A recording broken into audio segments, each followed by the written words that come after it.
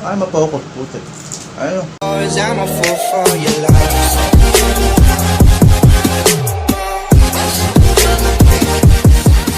Hello, what's up mga kachibog? So panibagong araw na naman po para magluto tayo ng isang kakaibang putahe na naman. So ngayon nga ay meron tayong putahe na tatawagin nating Lumpiang adobo with rice. Lumpiang adobo with rice. So itong putahe nga na to guys ay kakaiba at ngayon ko lang rin siya itatry iluto sapagkat napag-isipan lang namin siya. Guys, sisimulan na nga nating lutuin ang ating putahe at ito ang kaninyang mga ingredients. Mga kachibog, yung ating mga ingredients, kailangan natin unang-una ang patatas na cubes na maliliit. Syempre ang ating suka, ang ating toyo, ang ating bawang na dinudurog sa laurel leaves, syempre ang ating karne, ang ating paminta, asukal, tapos ang Knorr liquid seasoning, and syempre wrapper, rice, and oil mga kachibog. So ito na yung ating pan at lalagyan na natin to ng mantika. Ayan mga kachibog, ilalagay na natin ang karne. Haluin lang natin to mga kachibog ng mga 1 minuto hanggang sa magputi na ang paligid niya, at isusunod na natin kaagad ang patatas at hahaluin lang rin natin to ng mga 1 to 2 minutes lang rin mga kachibog. Di natin siya susunugin or ilulutong mabuti kaagad. Ayan mga kachibog, susunod na natin yung bawang at laurel leaves. So hindi natin siya ginisa sa bawang, kaya hindi natin inuna yung bawang para hindi rin masunog. Ayan mga kachibog, ihahalo na natin yung tubig, 1/4 na tasa po yun, ang toyo, tapos ang suka, tapos ang asukal at ang ating paminta. So ayan, pagpapatuloy lang natin mga kachibog, ilalagay na rin natin ang Knorr liquid seasoning, tapos hahaluin lang natin siya, tapos hihinaan natin yung apoy at hahayaan natin matuyo yung sabaw niya for about 15 to 20 minutes mga kachibog. So ito na kachibog, natuyo na yung kanyang sabaw at hahaluin pa natin siya, iluluto pa natin siya ng mga 2 minutes sa malakas naman na apoy para mas maging maluto siya at mawala yung sabaw pa. Ayan mga kachibog, nakaready na ang ating pagbabalot. Maglalagay lang tayo ng 1 kutsara o mahigit sa ating wrapper na ating adobo at lalagyan din natin siya ng mga 1 kutsara rin o mahigit na kanin. Tapos ibibilot na natin siya mga kachibog. Ayan, pagka binibilot nyo siya, syempre kailangan nating itupi yung dalawang gilid para hindi siya lumabas yung laman niya. Tapos pagpapatuloy lang natin ang pag-ikot. After nun, lalagyan natin ng tubig yung kanyang dulo para magdikit siya at hindi siya bumuka. So ayun na nga guys, rin na nating balutin ang ating lumpia na adobo na may kanin sa loob. Hindi ko pa alam kung anong itatawag ko dito. Siguro ilalagay ko na lang sa title mamaya ano bang tawag dito sa adobo natin, na pag kinain mo buong meal na siya. Meron na siyang kanin at ulam, tapos meron pa siyang parang merienda pa siya, merienda na kanin at ulam. So ayan, nagpapainit na nga ako dito ng mantika at ipiprito na natin siya. So let's go. Sabi ko dapat kasi hindi ko makikita.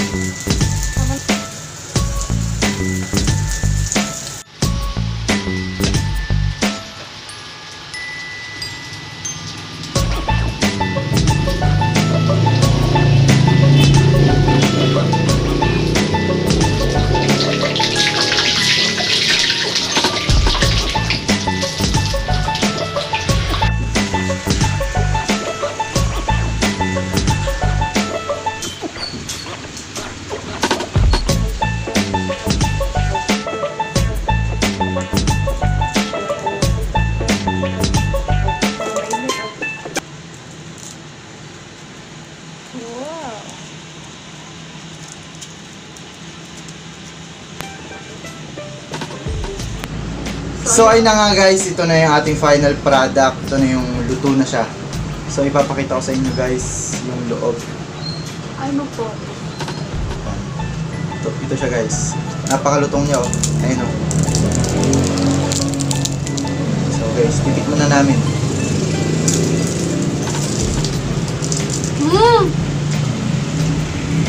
Harap.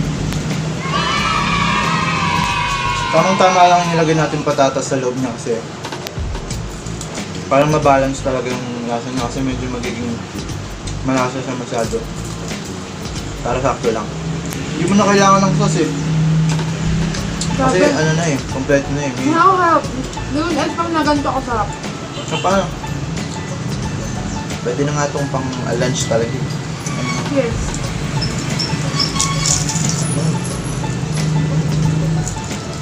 Mataon itong ano, sabi eh. Sarap. Kasi hindi siya ganun katagal lutuin kasi mabilis lang talaga siya. Kasi luto na yung adobo. Pag naluto mo yung adobo, kailangan may luto ka na rin kanin. Tapos, ilang minutes mo lang lulutuin to. Tingnan ba lang? Sarap. The best. Actually guys, feeling ko ito yung pinakamasarap na lumpia na natikman ko rin. Kaya, napakaganda nito na itry nyo rin. Nga pala guys, yung ginamit naming mantika is coconut oil. Feeling ko kasi, mas masarap siya, mas healthy sa... Feeling ko mas Try ko sa suka. ano siya. Magiging crispy. Hot pa rin.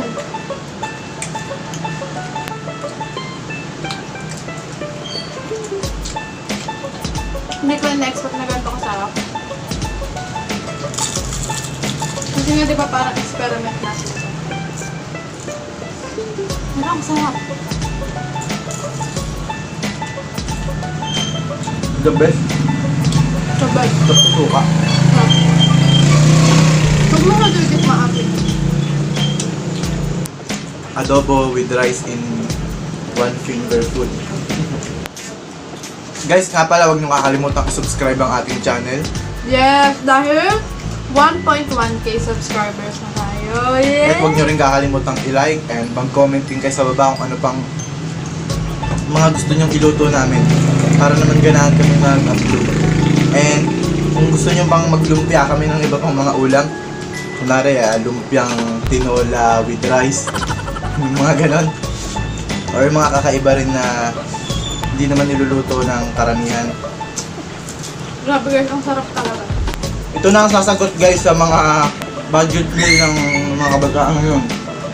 Kasi 2 pirasong ganito lang, buo na yung lunch mo, 3. Pwede siyang magkahalaga ng 15 pesos Kasi may each. rice na. Tapos may adobo. Sarap, grabe. Nag-balance pa yung kanin sa adobo. Kasi pagka adobo lang. Adobo Medyo lang maalat. siya. Parang malasa masyado. Ayun, ito. Sarap talaga, promise.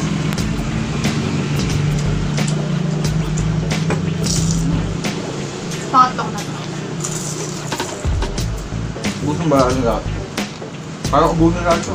Hindi siya nakakasuya, hindi nakakaano. Masarap lang siya. Depende na lang kung ilan yung capacity. Biruin nyo sa pagkakunari, babiyahe kayo, pupunta kayo malalayong lugar. Ito na ang baunin nyo kasi hindi siya madiwara. Lagyan nyo lang sa Tupperware, tapos yun na, pagkabox nyo ng Tupperware, kainin nyo na may kanin na, may ulam na, hindi nyo na kailangan ng kutsara. Kompleto na lahat, di ba? Tsaka yung adobo matagal din, di ba, mapangis? Eh total, yung mga binabaon naman natin sa mga biyahe, adobo. Ba't di na lang natin lagyan ng kanin din siya sa loob, may lumpia ka pa, di ba? Kompleto na. Nanghahanapin pang iba. Kaya nga ikaw, kompleto na ako para sa iyo. Ba kompleto na ako para sa'yo? Oo nga, wala nang hanapin pang iba. Babanat ka na lang.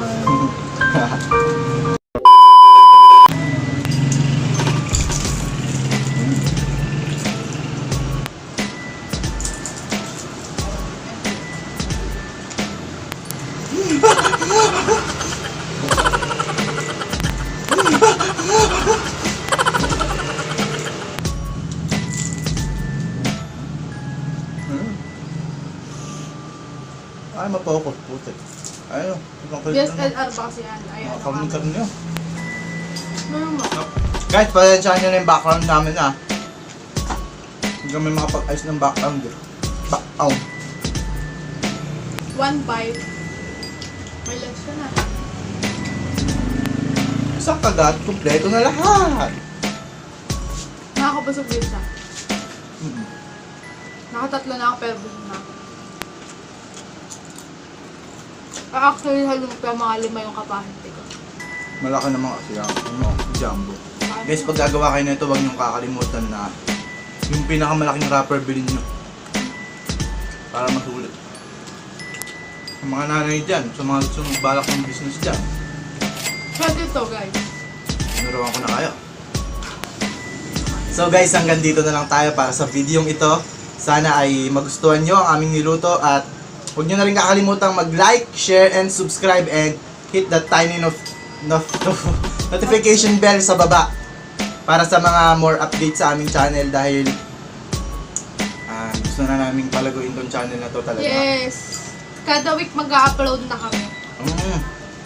If kaya. Yun na nga lang mga kachibog. Bye-bye!